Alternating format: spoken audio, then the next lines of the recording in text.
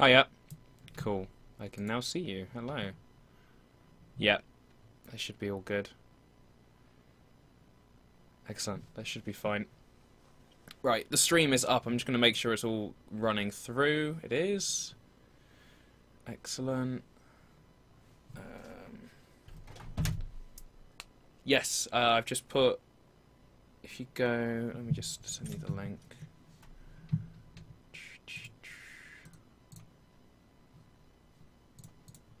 It should be live now.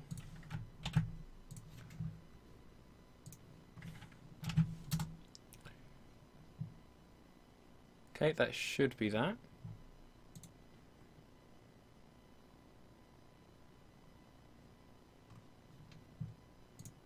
Excellent.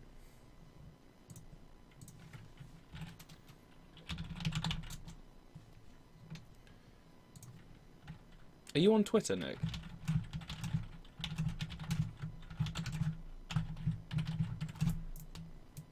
Okay, that's alright. I'm just making a tweet. um,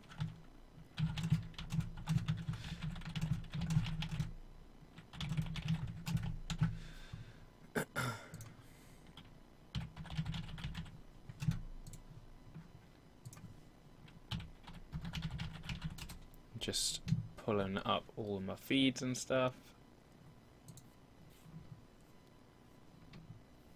Cool. Excellent. Right.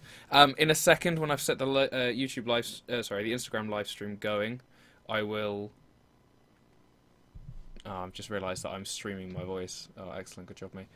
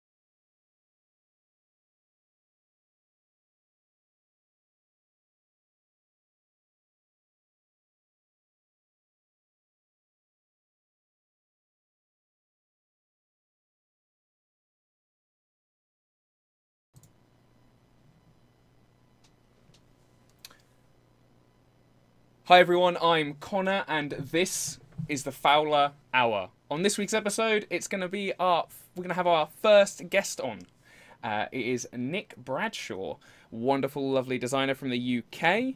We've been chatting recently, and I thought, well, now's an amazing time to get a new guest on. We're 5 episodes in, and I thought now was the time. So, do you want to introduce yourself, Nick?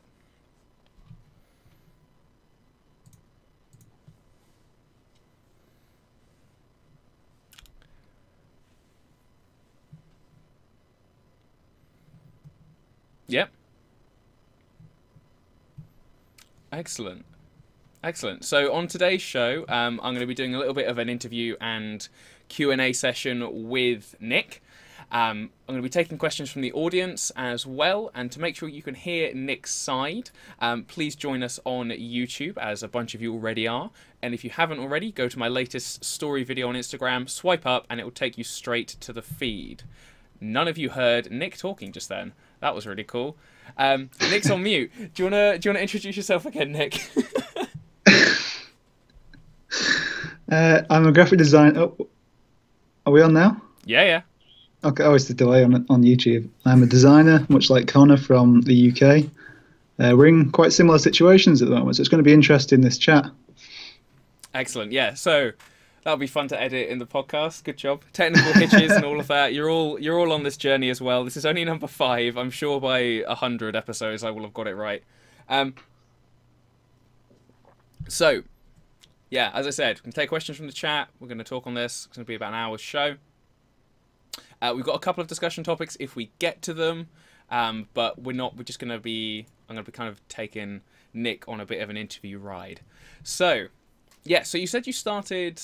I'm going to go straight into this. You said you started designing about 6 to 8 months ago. Now, I assume that's not from the main start, not just the get-go. You've obviously been practicing and things like that probably for many years. Yeah. Specialising in branding then. Yeah. Well, not even that, just really taking it seriously. Yeah. And really looking at it as a career path. Excellent. So how long have you been designing then to start with? Because obviously myself, I've been working with Illustrator and learning the software since I was 16, so it's about 6 years. But where did your journey begin, and how did you get to this stage? I think it was very similar, to be honest. Was yours in like high school, college, that sort of area? So I started. I don't actually have a single qualification in design. So it's all self-taught then? Yeah, basically, through online courses and stuff like that. But I started when I was in college. So what did you take design courses? Yeah, or did you take I think every school has like a graphic design course, don't they? Yeah. But each school seems to vary depending on what type of services they offer. Ours was much more. Actually, I was speaking with someone the other day, and with Blue Day Design actually, and we were discussing this, and the general consensus that we came to was that most graphic design courses offer a very traditional version of graphic design, which, like packaging and that sort of stuff. Define what you, because obviously I haven't done these courses. I've had a brief look, but I kind of stayed clear of that for various reasons. But what kind of things did they offer that didn't appeal to you? It was ideal for me because at the time they were trying to funnel us down, as they do, like the IT route, and I just hated that.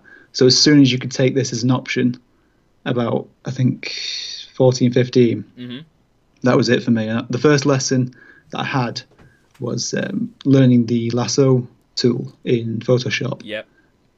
We were just given a simple task: just take a character and stick him in a background of your choice, and that was it for me. I was hooked after that. As soon as I figured out how to do that, the second you could effectively make memes, yeah, pretty much, yeah.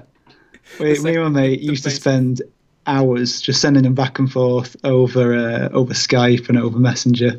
Yeah. It was, that's what got me hooked. Edit all your mates into different things. Exactly. So, because that was the same for me, because when I got at GCSE, before I went to college, Graphic design was exactly the same for me. Like we had like tasters for 6 months or so for each different topic, but it was mainly, as you say, packaging and posters, and there wasn't actually anything. It was more like a product design course than a graphic design course. Which, yeah, it didn't appeal to me. I was very much an academic kid until I got to college and realised, oh, I'm not actually that clever.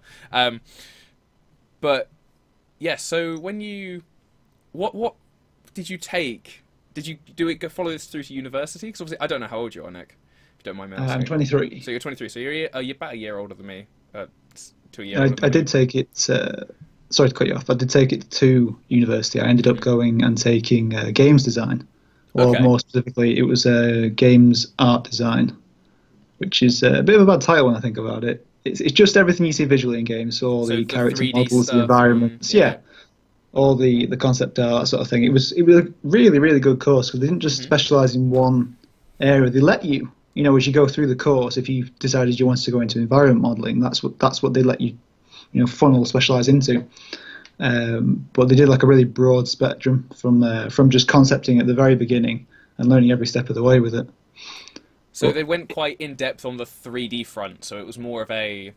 Well, they let you, but they let you learn whichever side you wanted. So we had a few students that were, because you always have those students in your class that you look at them, they're absolutely incredible, and we had a few guys that concept art was the way forward. That was what they were going to do, and. So these were the guys sketching things out, doing storyboards, all of that kind of thing. Yeah. So instead of, we had to all do a bare minimum of each discipline to see which one we liked, basically. But once you found which one you wanted, they didn't try and force you, to do everything. They let you just go and specialise in that, which is really cool. You don't see that very often. No, that's it's nice to see that, because one of the big things I wanted to talk to you about, as now I know you've gone to university to do this, was the fact that many courses like this at the moment, there's a big kind of shout from people of our age and younger to say that for the money that is you have to put in for these courses, and B, that the courses aren't up to date anymore.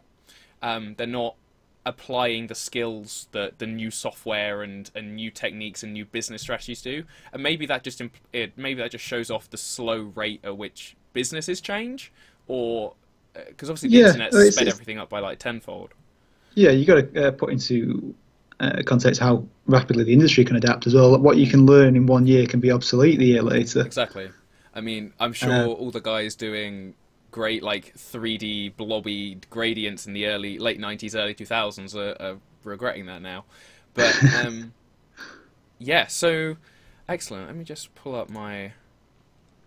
So you're from Manchester, right? Is that where you're originally based from? It's in between Manchester and Liverpool, but I go with Manchester because it's just easier. Yeah, that's what I do. I pick the nearest city because I'm in the middle of a nothing town. So yeah, you said when we had a chat briefly when I was asking you to come on that you've got a bit of an interesting background. So did you not? What was that? Was it no, I did went to game design and then graphic? Well, I realised it wasn't for me. Yeah. It was a few decisions, but I realised it wasn't for me. So I came out, and there was a lot of pressure on the course. As you probably know from my A-levels, and they always say, oh, it's a massive step up. There was a lot of stress to get stuff done so quickly and under a lot of pressure, to which I found out it's nothing like it in the real world, because when I talk to my mates now that did go into that industry, I think, oh no, it's nice and chilled, it's nice and relaxed. And you just think, well, how is it so? And it's because they're pushing for test scores, really.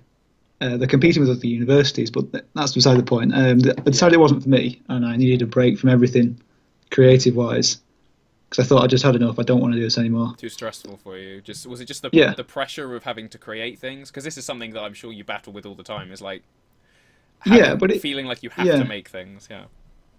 And I think I realised, because they were saying that it was like I think it was 20 to 30 hours on the course, and then they expected you to do an extra 10 hours every couple of nights, so about 5 to 10 hours a night. Yeah. Extra study. Jesus. And I think I realised that if that was for you, that was easy. You're going to do that regardless. Yeah. But if you didn't want to do it, then it was going to be torture. And I realised that this probably isn't for me. If everyone else on the course, or the vast majority, were going home and enjoying doing these 10 plus hours a night on top of the the normal studies, the lectures and stuff.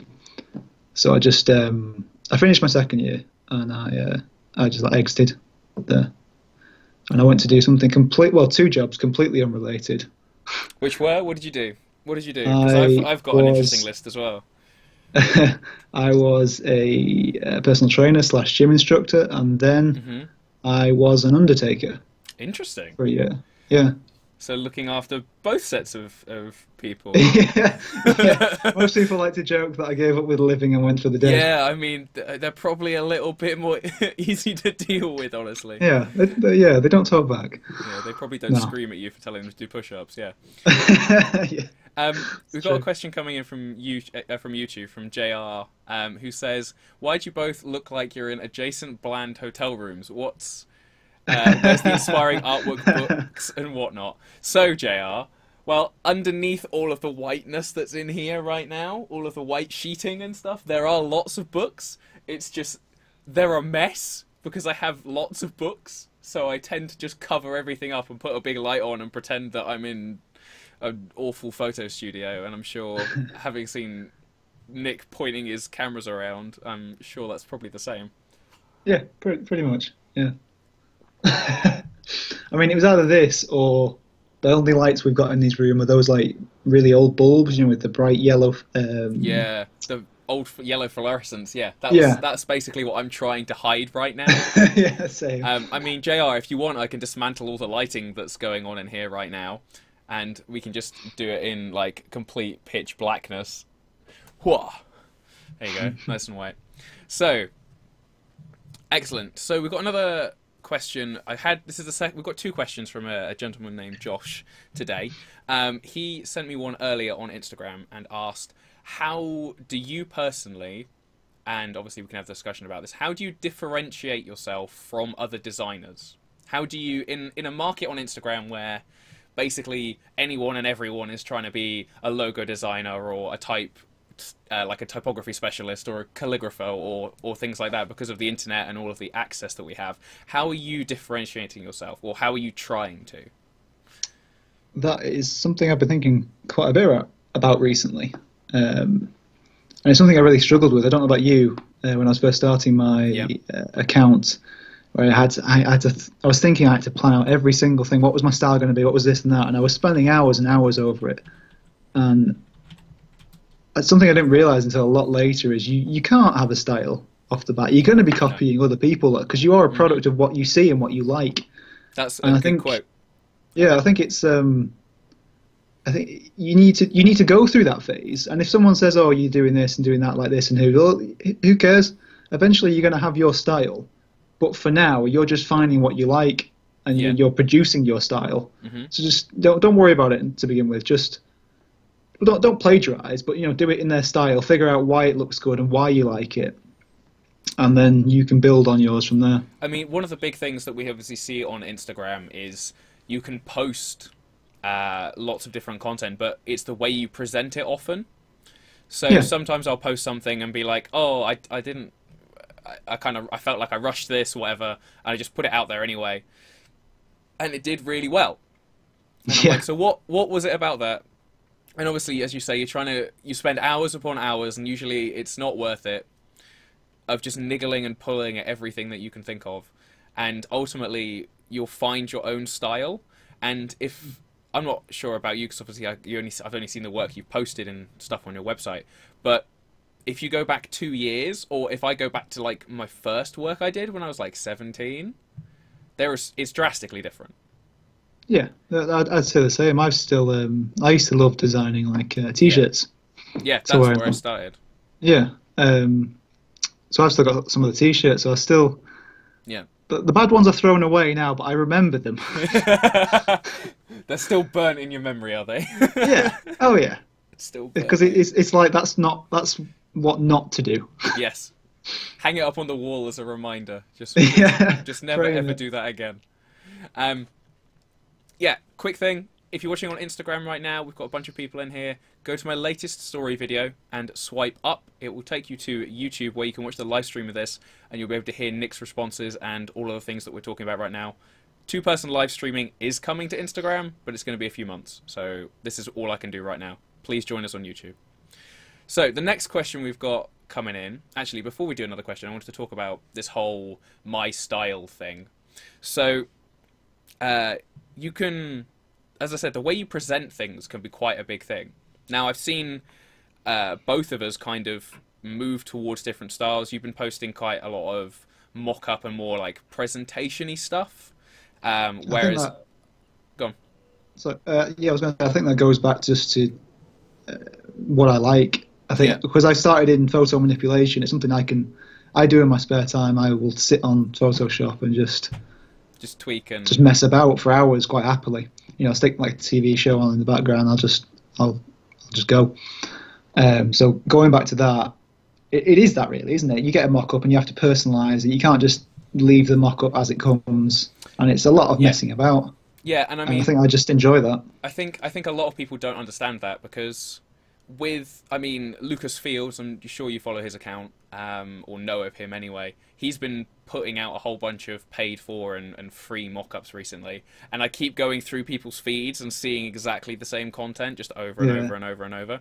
And I'm not saying that the style I have or the style that you have is unique, but the type of presentation is definitely something that I'm seeing more of. So the mock-ups and the things like that. And I think having the discussion of how you differentiate yourself from everyone trying to use the same mock-ups and things like that is an interesting, because obviously as you're saying, you spend a lot of time editing your mock-ups, and I can see that.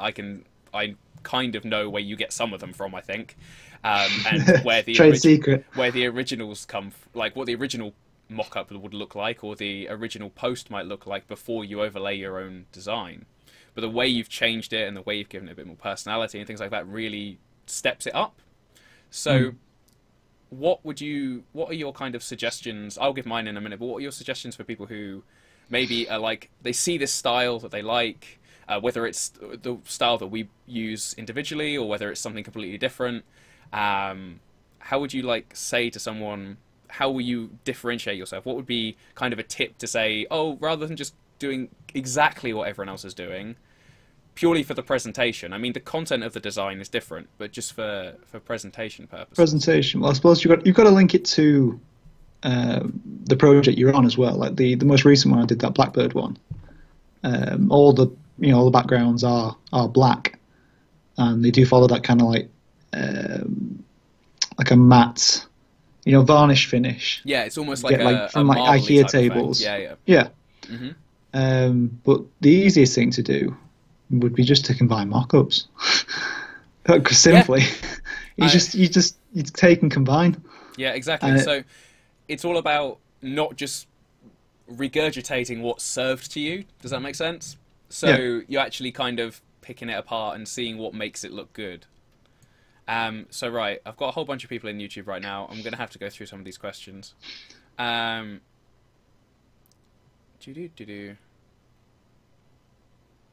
Okay, so this is one for you, Nick. It's coming from Josh again. I'll get through all the questions as we go, guys, on YouTube. So he says, after having experienced university, what would you say were the benefits of paying for that education as opposed to buying significantly cheaper online courses? Now, I know what my answer to this is, but I want to hear what you think. Well, I look back and see university as much more of a social experience than I do a learning experience. Yeah. I made a lot of really good friends, and I had some unforgettable memories from it. Not so much from the classroom, just from nights out and just stuff I can't say on here. But yeah, that sort of experience. And I think, go on. Sorry, go on. Yeah. Yeah, so that's exactly what I would have said. I didn't go to university, and that's, I think, the one thing I didn't get out of those 2 or 3 years in university was that you get that network, regardless of whether it's professional or just a social network. You have a larger spread of people from usually across the country, across the world in some cases. Yeah, across the world, especially up in Manchester. We had I was in Leicester, and we had quite a few from Europe as well. Yeah, exactly. Pretty cool. So with the network is that you will, by having that professional network or even just the network of students, is that you find people who do different courses. And for instance, you might have an engineer who starts up a business, or an architect, or someone going into a restaurant business and things like that. They need things for their business cards, etc., etc. So you have that network of people who point you and your skills towards other people. And I think that's probably the most beneficial things to spending that time in education. I think Josh is right. There are significantly cheaper online courses that probably cover the same curriculum, but it's that social side, isn't it? I think that if you've got the determination and the sheer willpower to do it on your own, you're going to do better with those courses. Exactly. Financially. And, well, regardless, you'll probably succeed anyway if you've got the kind of willpower and drive to learn about it. They're definitely going to be the best option for you. But I think I don't want to bash university life or experiences, because they can be very valuable. Yeah. I know that quite a few of my friends now have gone on to have, that the jobs that they wanted, and a fantastic job. One of them is living in Germany, and he's loving it. So I don't want to bash universities. Yeah, you can. It definitely gives you the platform to move, but it's definitely how you use that platform. You can't just go to university and expect to pick up all of these things. It can be very well, because a lot of places now, they want that on your resume, don't you? They want you to have this exact degree, and you're 23. They want 40 years experience, but they do want that degree. Otherwise, they don't take you as seriously. But it's becoming more and more now that it's much more about who you know, as opposed to what sort of degrees or what you know, sort of thing. And that's definitely something I saw growing up, being in bands and things like that. Not obviously for that's the whole method of it's who you know, not what you know. Like, we weren't the best band in the world, but we were playing with the bigger acts because it was who I knew, and it was being able to get on. Did you see the interview a few months ago with Chester Bennington? About how he got started. Yeah, I was watching. No, I didn't. I was watching A Boy in a Band, the YouTuber. Yeah. And he was talking to him, and they were discussing how they got started, and it was exactly that. They were playing at a very small event. It was one of their first gigs, and they knew a guy at Universal Records, and they said, "Oh, come to the event, And he was like, "Oh, maybe I will, guys," because they were completely unknown. They were a new band. Anyway, they didn't know whether he was going to come, but they said to their friends, "We've got to make it look good just in case. So we'll if you all come and support us at this event, and then we'll let you into this after party somewhere else, which is like a big after party." He's like, "Oh yeah." So they got, I don't remember if he said 50 or 60. Well, they had quite a few, enough to fill the room. And this guy from Universal ended up coming, and I was like, "Oh wow, these kids have got a big following. Maybe we should, maybe we should sign them." Yeah, and that's how they got started. Likes, yeah. yeah. And then they did it slightly by accident and slightly with a bit of intention, but it proves your point, doesn't it? That's what it is. The point is that they put themselves, like, to strip away the whole thing of them being just of a band. That the whole point is they had the effort to. They actually not just sort out the guy. They also sought out to make themselves look better. They pushed every opportunity and boundary that they had. So I don't think it was just the fact they had the people there. I think it was because otherwise they would have just been a one-hit wonder, and then they would have gone away. They wouldn't have lasted as long and left such a massive legacy. But a lot of train of thought. Yeah. Okay, so we're gonna go to. Hopefully that answers Josh's question. I'm going to go to Kieran, who's got an interesting question. Kieran asks, going back to Instagram, what would you say is the best way to grow a following for a design page? Now, what I would suggest, as I have done in previous shows, is I have like 5 tips, and feel free to jump in at any point, Nick. Sure. I think it's 5 or 6. I can never remember. I'm too busy. Consistency of when you post, whether that's once a week, 3 times a week, every day. Be consistent with it. People will understand your schedule and they'll follow it along. Be consistent with the content you post. If you're a design account, post design things. Don't post pictures of your dog, because although your dog might be cute and it might inflate your exposure to new people because it's a dog, You won't actually gain an engaged audience from that. You'll just get numbers. Use all the hashtags you can. I think you get 25 to 30. Use all of them. Interact with your audience and interact with other accounts. Yeah, and that's 5. So what do you think? Yeah, I think you covered everything. Yeah, I think the interaction is going to be a main thing. It may not drive numbers in the short term, but in the long term, you'll get exposure through people saying, I know Connor, he's a cool guy. I'll definitely recommend him to my friends. Yeah, and it sort of thing. It ends up being taking the time to actually respond to comments and actually respond to messages. Which I can be bad at, I've got to say. Yeah. But at the same time, you make an effort to. So, because I know there are a bunch of people out there who don't. They just completely ignore everyone. And you can see that you can go through my posts and you'll see it says like 40 comments and it's actually only 15, but I've replied to like everyone and then some people twice. Yeah. I wonder if that puts you back into the system when that happens. Does that put you back up to the top of people's news feeds? I doubt it. Maybe someone knows in the audience actually. Yeah, I don't know specifically. I know that if a new person who's not your own account comments, it does, but I don't believe if you comment on your own stuff, it does. I suppose it wouldn't actually, thinking about it, because then you could just spam it constantly, couldn't you? Mm-hmm. You definitely could. Yeah, and I'm sure that's probably something they stopped, because obviously you get people spamming like sets and sets and sets of hashtags, from just comments, just posting loads and loads of comments of different sets of hashtags. Like you'll get people posting like nature ones on pictures of fish and stuff. It's weird. Yeah, so sorry, I'm trying to manage 2 streams at once right now, and one of them keeps cutting out on Instagram. Which one's that? The Instagram? Yeah, Instagram keeps cutting out, but it's okay. We'll just scrap it, and we'll just keep talking to the lovely people on YouTube right now. I'll just share that for now. So, another question's coming in.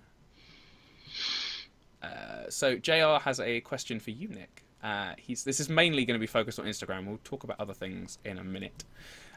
Nick says, looking back at your Instagram, your early posts garnered around 50 to 100 likes. Then there is a point where your posts begin hitting well over 300 to 700. I think he would like to know what post, moment, or thing you felt pushed you into this level of popularity.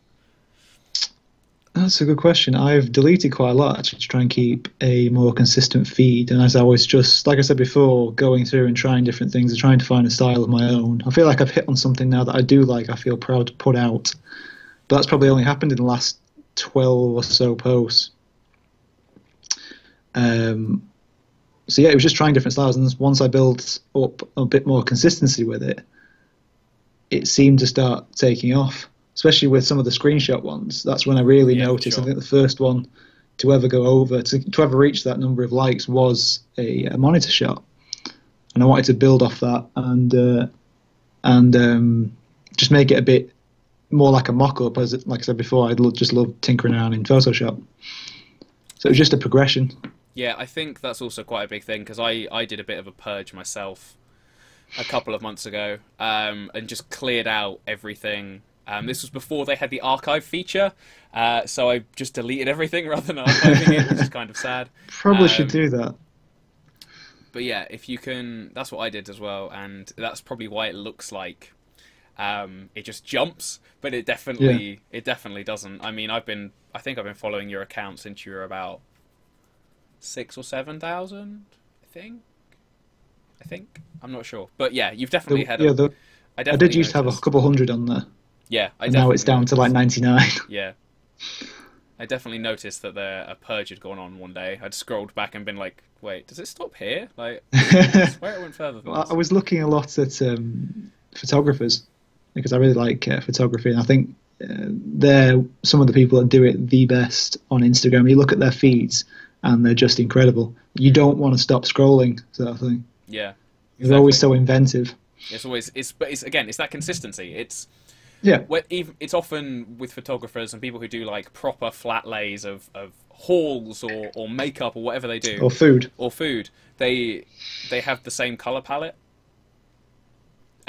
or like colors that work really well together, and that grabs your eye, and then you just keep going.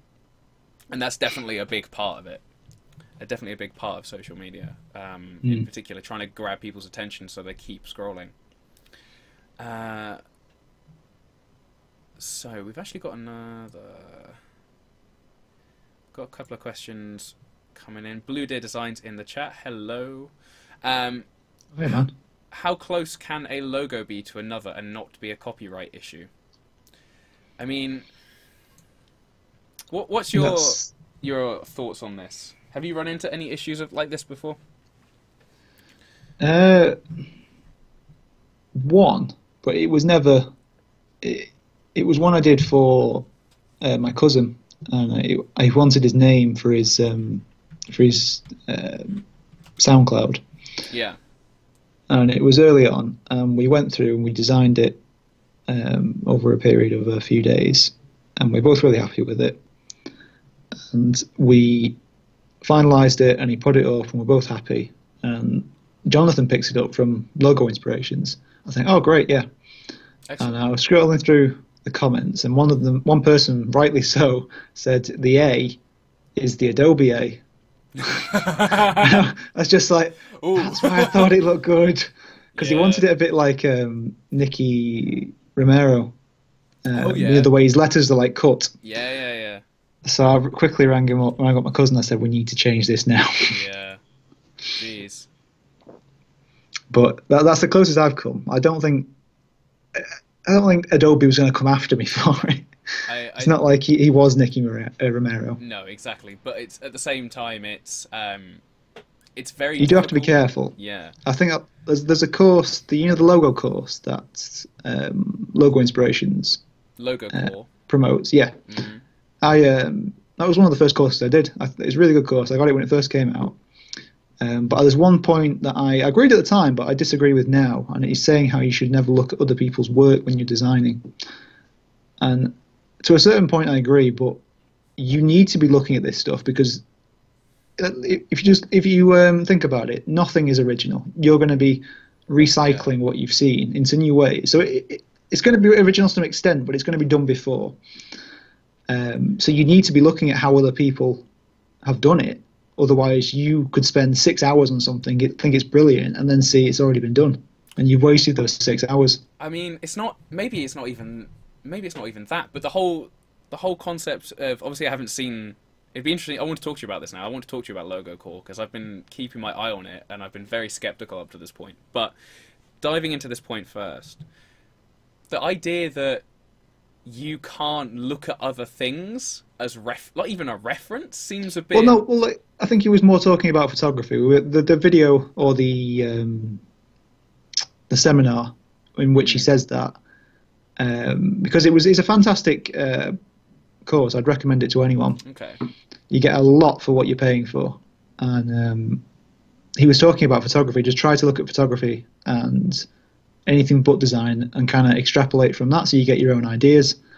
And I do agree with that to an extent, but I think you should also be looking at other people's. But you got to be really careful. You don't look at it and then plagiarize it. Yeah. If you get what I mean. Yeah, that's one of the. I think the biggest things for sure is that you're making sure you're looking at elements and ideas and extrapolating those, rather than being like, oh, I like this exact shape. It's more, I like the way that they've positioned this. Let me try that and see how that fits with what I've done. Because I get what you're saying, plagiarizing is obviously bad, but the idea that you... Oh, no. Noisy dog, hello. The idea that you can't, or you shouldn't look at other kind of design stuff when you're designing, as like even mood boards or going back through your other people's work that you found inspiring, is a bit... I think that's a bit far-fetched. I think everyone does that anyway, regardless of whether they're actually making something new. So yeah, all that maybe they're saying is that the concentrated effort you're making to look at someone else's work while you're designing might be bad. But you're taking stuff all the time, as you say. Like, you accidentally made the Adobe logo. Yeah. Yeah, it's subconscious. Like, Yeah, You you are don't, a product of what you look at. yeah, and the idea is to try and merge all of those things. But Yeah, there's is it? I can't think who said it. I think I watched a um, Michael Beirut seminar at yeah, Google, and he was saying that about nothing being original and how if you take, I could be paraphrasing this, it could be someone completely different, but it was if you take from one person, it's plagiarism. If you take from 10 people, it's original. yeah, And that was a really interesting point. And I think some people can take it the wrong way and say like, oh, well, it's not yours. Well, it is. If you think about it's 10 people removed sort of thing. It could be something really tiny, a little intricate element that you think, oh, that'll work really well in this, but it turns out to be something entirely different eventually. it's again, yeah, you're right. It's the process of creating, isn't it? Yeah, It's this is one of the big things I've been trying to tell the guys who watch my content is that when you're dealing with clients specifically, you're not just providing the product, it's all of the service that goes in between because, as you say, you have all of these different steps and all of these different ways of creating a design and being inspired by different things that actually the final result might be similar to some other things, but ultimately it's unique. Does that, yeah? So it's original yeah. in that context. There is a definite fine line. Oh, And I yes. think you need to be you need to be even when you're done, just double check. There's nothing close to it because, like I said, you could have subconsciously. I'm really glad I did that with that one because if I did it for a client, I would be mortified. But I double and triple check as much as I can do now Yeah, to try and find, or I'll ask other people. Yeah. Have you seen this before? I'll do the same. I'll send it to my girlfriend, family members, some other like Instagram people that I know or things like that, just to get, oh, actually this does look like this, and then I'll take a step away from it and be like, oh shit, yeah, Yeah. Time to start again, yay. It's the worst one when that is like your main sketch that you think, oh, I'm really confident about that, and it's like, oh, right, okay. Exactly. Cool. So we're gonna move on from that. I want to talk to you. I'm gonna go answer a couple more questions, and then I want to talk to you about Logo Core, because Okay. I've been pretty skeptical of it for the money and what you get and things like that. So I'll talk to you about that in a moment. We've got Bless Creatix from he's from India apparently, which is I didn't know, which is really cool. Have you seen his stuff on Instagram? No, I'll check him out though. Okay, yeah, he just finished doing a alphabet series, which is really cool. So he asks, who do you guys look to when it comes to logo design? Who are your inspirations, if any particular designer? So my main inspirations at the moment are George. Oh, I do know him actually. Yeah, you Sorry. followed him? No, Yeah, yeah, yeah. no, it's fine. Probably George Bocua. I think that's how you pronounce his name. Probably butchering it, but I'm gonna just say yes to that one as well, so I don't have to try. And say that. taking the easy way out, yeah. Yeah. So George, I also like Brendan Goodcuff. He's probably one of my favourite ones at the moment. He doesn't post very often, but his content's always really cool. And I've been liking more of Jeroen van Erden. Oh goodness me, his name is so long. On Instagram, his stuff recently, didn't used to be a huge fan of his work, but I liked the way he presented and his process. But his last few posts have been really interesting. So take it away, Nick. Who do you look at right now? Well, first of all, I want to say that Bless Creatix, I do follow you, and I really like your stuff. I really like the way he presents everything, and I'm always interested to see what he's come up with next. He's got a really nice style, really consistent style that we've been talking about. There you go, free shout out. So I'm just flicking through now. Got distracted. If you want to shove his Instagram link in the chat to show everyone else, that would be cool. If you can. Yeah.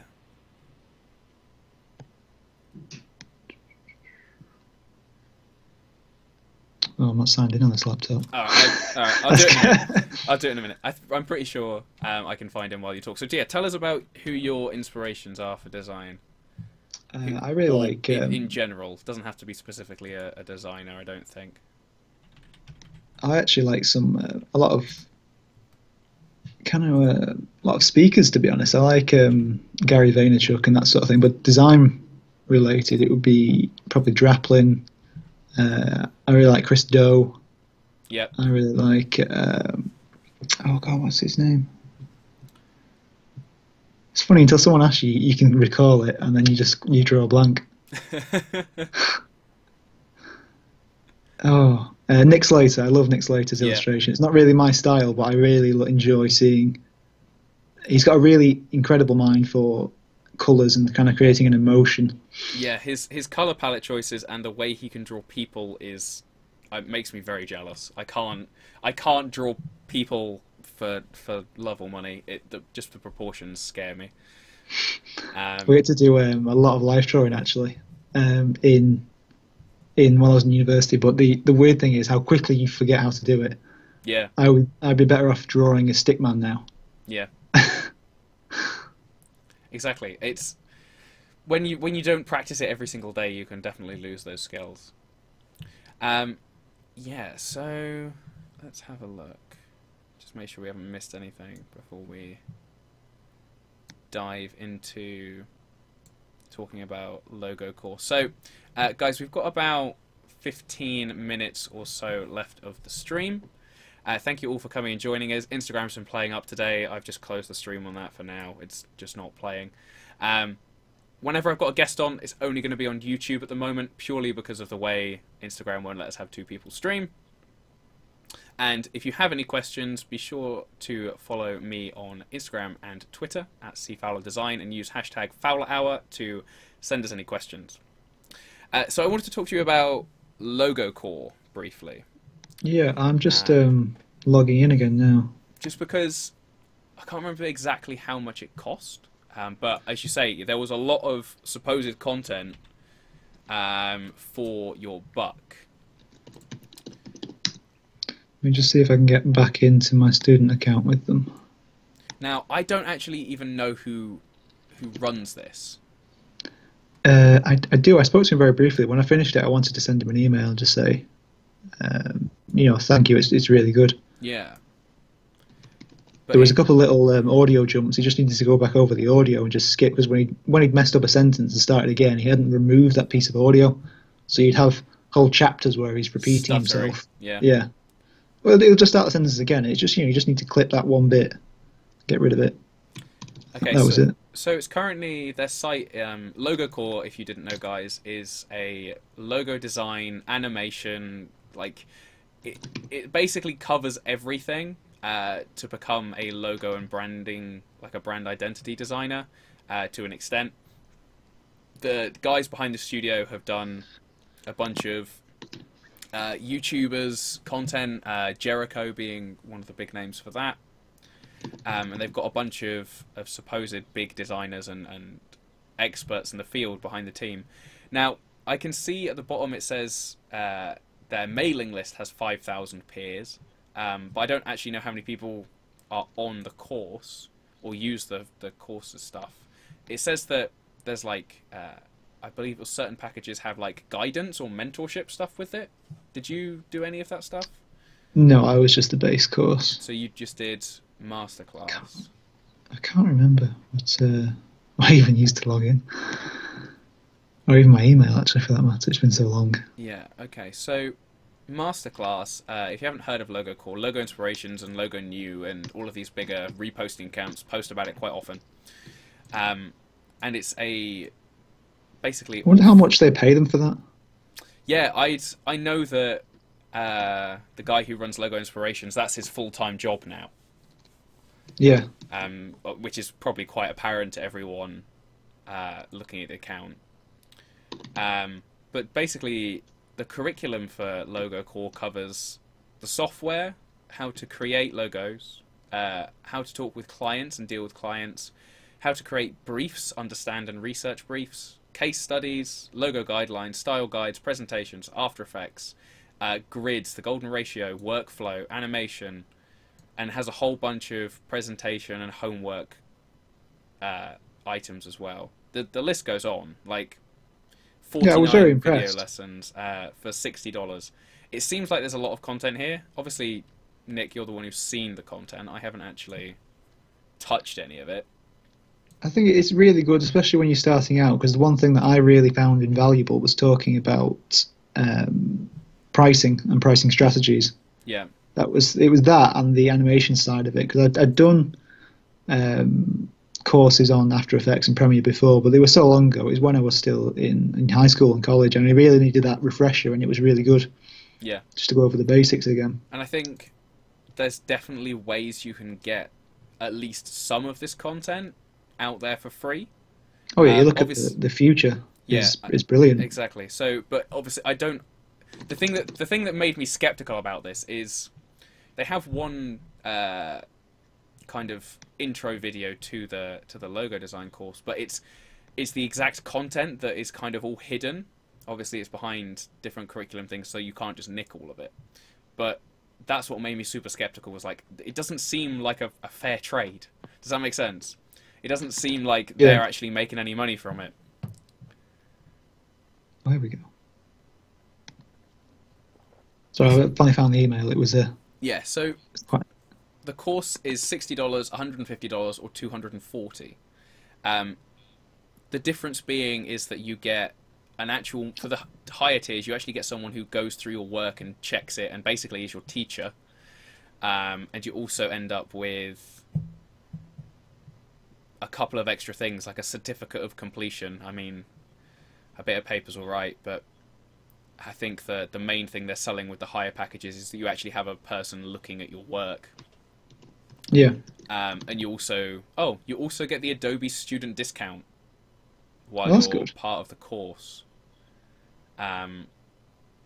which is actually a really good deal. I didn't know that. I mean, I wonder how many people have stopped torrenting because of that, but Adobe make it quite affordable. Yeah, nowadays. For sure. They do. They definitely do now. It's a bit annoying the way it's either one program or all of them.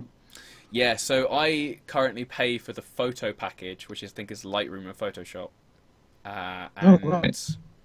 And then just Illustrator. I do use the other bits of software, but if I need to use those, I don't use them heavily at the moment, so I tend to basically send it to a mate and be like, hey, you use this software. What do you do? What do you get, sorry, in the photo package then? Because I believe it's Lightroom, Photoshop, and RAW, like RAW camera. I can't remember exactly what it is. Oh, I probably still need the full then, with me messing about Premiere and After Effects. Yeah. If you need After Effects and Premiere, then for sure. But yeah, I mean, I'm definitely interested in checking it out. At the moment, it's not really something I want to invest in super soon. I don't think it's... So, what are the prices now? Because I don't think I paid as much as you said before when it first came out. The one you say you've got is $60. I think that was it, yeah. Because I thought it was about 40 quid from my memory, which would at the time would have been about 60. But I mean, for $240 to have someone, obviously you can spend as much time or as little time doing this course as you want, which is kind of the kicker. But for $240 to have someone actually look at your work and give you critique is stupidly cheap. And Josh, who was in the chat earlier, saying about whether it's worth getting a better portfolio, or paying for education. I mean, this kind of comes in between, but it's quite a specific course, isn't it? It seems it's. You're not going to find many like it, or not that I know of currently, anyway. It's definitely heavily focused on logo design and items, or smaller bits surrounding that. The one nice thing I noticed, or have been noticing, that I didn't expect, is that when they update it, which they continually do, you still have access to it. So they've put a whole new segment in now about grids that they didn't have before, a new example briefs for you to try, and I've still got access to them when I can remember which email address I used, because I can't get in at the moment. You're one of these people like me who's got like 6 different emails. I used a lot of throwaways, yeah. Yeah, I've got some that are just full of spam, yeah. I mean, I would definitely implore people to go and check it out and look at the trailers. From what you've said, that's kind of boosted my confidence in it. We're not getting paid to talk about any of this. This isn't some advert. It was just mentioned in passing. But I feel like I should, though, because he was they've given me so much knowledge, and the guy, which again, if I had my email, I could tell you his name. The guy that did it all was really, really helpful. If I had any questions, I could ask him. Or like I said, when I emailed him at the end of the project, we had a little chat, which was really nice. Mm. And yeah, it just felt very personal, as well as as opposed to being like a company course. Yeah, it felt. I think that's the vibe I'm getting from it as well. It's more of a. It feels like a one-to-one. It looks like that's what they're going for. It doesn't seem that it's just a mass-produced. Obviously, they've got it for everyone, anyone can access it, but it doesn't feel like a corporately mass-produced course. It feels very intimate, sort Yeah. of thing. Like you said, like a one-to-one lesson. Yeah, for sure. Excellent. It's a better way of approaching it, if you ask me, because if you look at some of the company ones, you feel like you're in a classroom when you're at home. Yeah. I don't know about you. I'd never learned the best in the classroom. I always learned the best in like a smaller environment, or in the case of high school and college, I did nothing in lessons and did it all at home. Yeah, I mean, I was the same, but I was just exhausted because of how far I had to travel. But I do understand your point that when taking everything in, when you're not having this one-to-one interaction, or even in just a small group, it becomes a bit bland. Like, it's hard to focus on it, and it just becomes everyone else is kind of a bit not really engaged, and it just floats by. Whereas this kind of course, obviously, you have to have the dedication to do it. You can't just kind of sit idly back and have a look. How far did you have to travel then? I'm quite curious now. So my college was an hour each way on the bus. Christ. To be fair, I could have gone more locally, but I specifically chose that one, so it's my own. So I can't complain. It's my own choice. But when I'm getting up at 6:30 to get the bus to college, and then I'm not home till 6 o'clock, and then there's like 3 hours of work, it just didn't happen. Like, I just had to sleep. I can imagine, Yeah, for sure. Excellent. Okay, so I'm basically going to be winding down the show now. If you've got any final questions we can throw at Nick before we go, feel free to send those through. It's been a pleasure talking to you, Nick. It's been a pleasure being here. Thank you for having me. No problem. Hopefully we'll be having more guests on and be able to sort out Instagram and things like that later on. Obviously, guys, be sure to follow Nick on all of his spiel. Plug. Feel free to plug away right now. Go for it. No, I think you've done it there. No. So you can, on screen, if you're on YouTube, you can see his Instagram account, which is at Nick Bradshaw Design. And go do a like and a comment. Yeah. Do that. Do the subscribes, please. Do the subscribes. That would be great. Thank you. Also, if you look in the description of this video, you can find a link to his website where you can check out all of his lovely case studies. Yeah, excellent. I think, and obviously me, I'm going to throw all my spam at you now. So, you can find me on Instagram, Twitter, Facebook, Dribble, and Behance at Fowler Design. Yes, that is my username. Yes, I got it, and it's all mine. Posting a lot more on Dribble and Behance, and my new website will be coming soon. For more daily and every other day updates, you can follow me on Instagram, and I'd love to hear your feedback, so feel free to send me messages on Instagram or Twitter when the show's over. Thank you so much to everyone who's tuned in, and we will catch you all next week for the next episode of The Fowler Hour. See you later!